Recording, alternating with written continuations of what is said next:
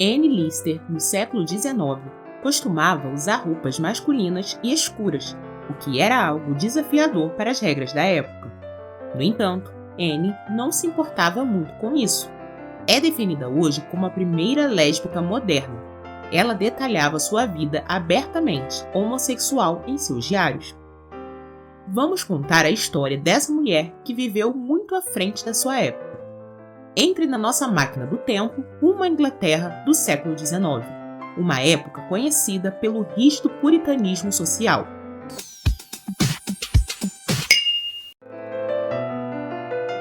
Anne Lister veio de uma família de pequenos proprietários de terras de Yorkshire, na Inglaterra.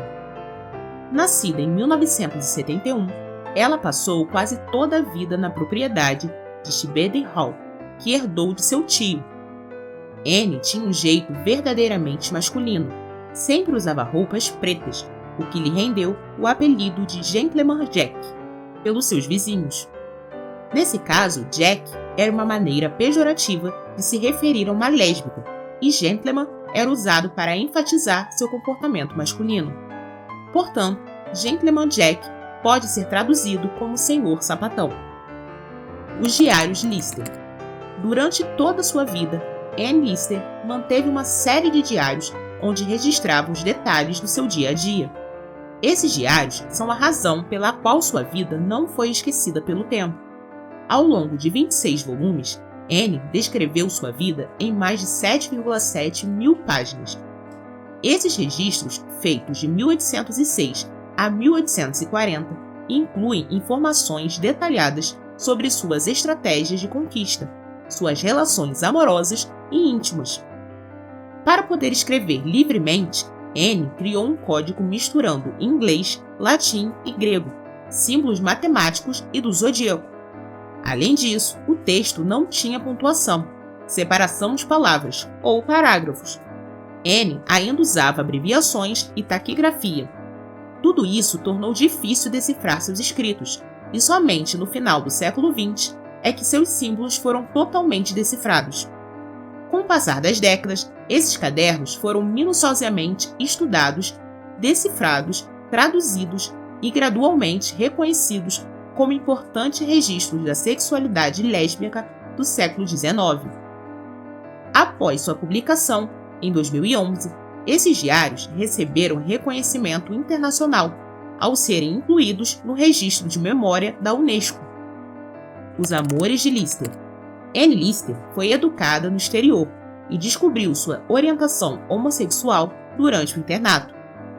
Retornou a Yorkshire quando soube que herdaria de seu tio uma fortuna substancial, que incluía fazendas agrícolas, ações em indústrias de canais, ferrovias, mineração e pedreiras. No entanto, o verdadeiro brilho na vida de Anne veio da intensidade de seus amores, em uma época marcada pelo puritanismo.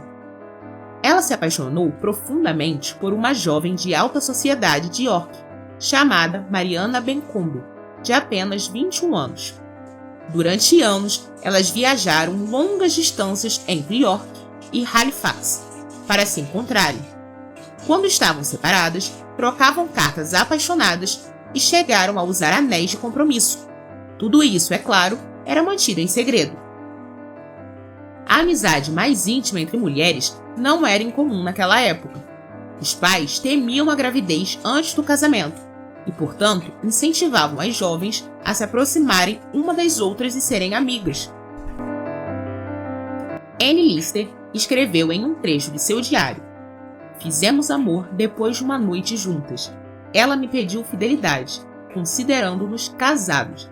Agora pensarei e agirei como se ela fosse minha esposa."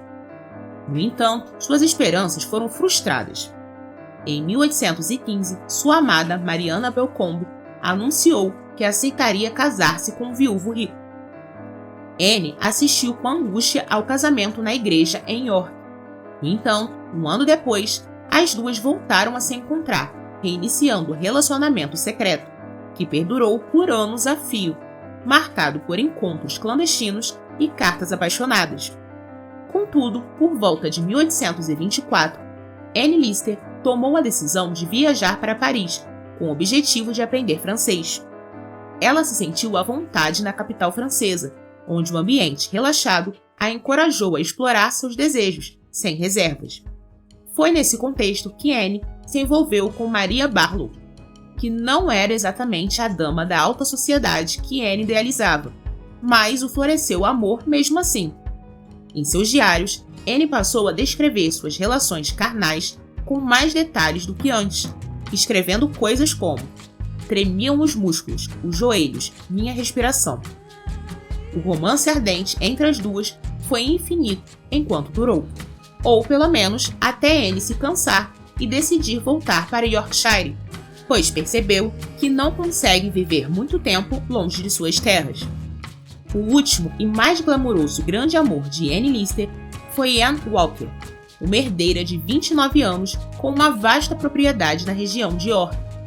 Ela se encontrava em uma casinha isolada construída por Lister em seu terreno em Shibden, para garantir mais privacidade. Admiravelmente, em poucas semanas, o relacionamento já era íntimo.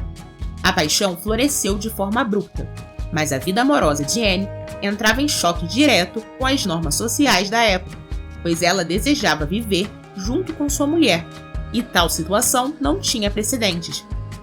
Duas de suas ex-namoradas haviam escolhido se casar com homens, mas por pressões sociais do que por rejeição a Lister, e ela não conseguia se conformar com isso. Quando Anne revelou suas intenções à nova parceira, Anne Walker se mostrou surpresa e teve muitas dúvidas. Anne queria que vivessem juntas, em sua propriedade, como se fossem casadas, compartilhando seus bens e dormindo na mesma cama. Anne Walker demorou, mas eventualmente concordou. As duas mudaram seus testamentos, dando direitos de seus bens uma para a outra. Anne Lister finalmente decidiu contar à família sobre seus planos, e no diário escreveu sobre a troca de alianças com Walker, como símbolo de sua união. O casamento de Anne Lister e Anne Walker ocorreu na igreja Holy Trinity, em York, no domingo de Páscoa de 1834. Embora tenha sido um evento puramente simbólico, assistir à missa e tomar a comunhão lado a lado foi suficiente para elas. Anne Lister faleceu aos 49 anos, em setembro de 1840, devido a uma febre não tratada. Ela partiu ao lado de sua esposa, que herdou todos os seus bens.